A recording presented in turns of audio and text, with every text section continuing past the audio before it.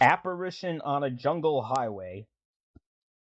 Hilma R., who is a prominent educator from Panama, Central America, received word from a relative that her cousin, a young woman with whom she had been especially close since childhood, was seriously ill. Since it was difficult on such short notice to charter a plane from Balboa to take her to the 130 kilometers north to Agua Dulce, where her cousin lived, Hilma decided to drive. But the trip was neither a safe nor a pleasant one for a young woman to make alone. At night, through the untamed, unsettled wilds of the Panamanian jungle, there was no telling what could happen. A breakdown on a little traveled jungle road in the daytime was a harrowing enough experience. But what if her car should break down at night? When her friends, fellow school teachers with whom she lived, heard of Hilma's plans, they tried to dissuade her. Why not wait until the morning when you might be able to charter a plane? Hilma bit her lip and nodded vigorously. No, there isn't time. I have the feeling that this might be the last time I'll ever see Consuelo again. I must go now, tonight. Then we'll go with you. Her friends decided. We had no idea that she was so gravely ill. Were you told she is dying? Hilma blinked back the tears that threatened. No, they didn't say. But how do you know she's dying? I just know. I can't tell you why or how I know. I just sense it. The grave look in Hilma's eyes and the sound of her voice conveyed to them the impact of her conviction. Hurriedly, the woman began to pack a few things and make preparations for the journey.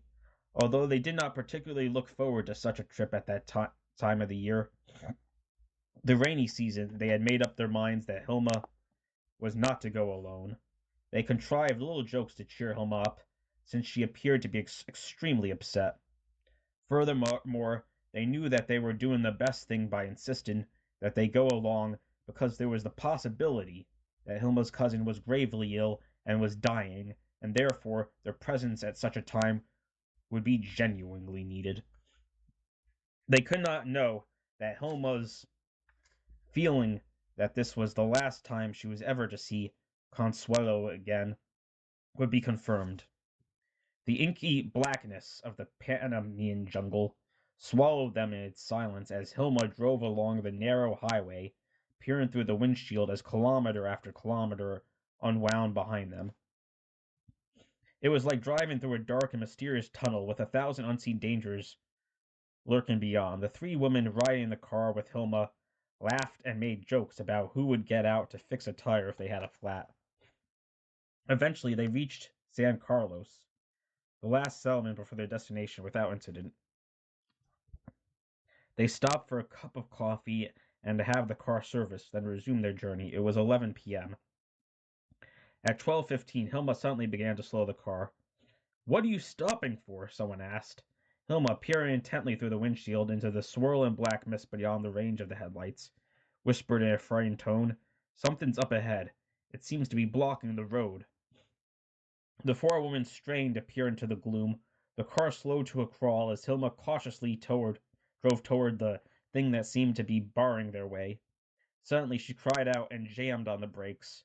The women in the car gasped in disbelief as their hands crept stealthily to make certain that the doors to the car were locked securely. Before them, in the headlights' glare, they saw an incredible sight.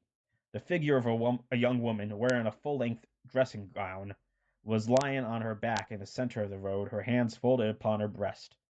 Although she seemed to glow, she was at the same time transparent. Suddenly, the apparition appeared to float above the road. It hung suspended as if rested upon the upper range of the headlights, then moved into the inkiness beyond and vanished. When Hilma found her voice, she whispered, It was Consuelo. I tell you, it was Consuelo. One of her companions made a note of the time. It was exactly 12:16. They were certain of that. They checked their mileage, and one of the women took over the driving. There were only a few remaining kilometers to travel before they reached Agua Dulce. It was nearly 2 when they arrived at the modest home where Hilma's relatives lived. They parked and got out of the car. The lights in the house were on, and the heat and the heart-rending sound of weeping reached their ears. Hilma led the way inside. Someone said, "Consuelo is dead." Hilma whispered, "I know." All eyes turned to her. Her own eyes were fixed straight ahead on the bier where Consuelo's body rested. She was wearing the same full-length dressing gown Hilma and her friends had seen on the apparition. The women behind Hilma gasped as they recognized the dead girl. The apparition they had seen and the corpse upon which they were now gazing were one and the same. In a hollow voice that was edged with awe, the woman who had checked her watch said, "She died at 16 minutes past 12. Hilma's relatives looked at her in disbelief. "Why? That's right. How on earth did you know?" There was no point in explaining. How it was possible for Hilma and her 3 companions to see the image of Consuelo precisely at the moment of her death, many miles away, or why it was so, cannot be answered. It is one more of the many unanswerable enigmas of the supernatural.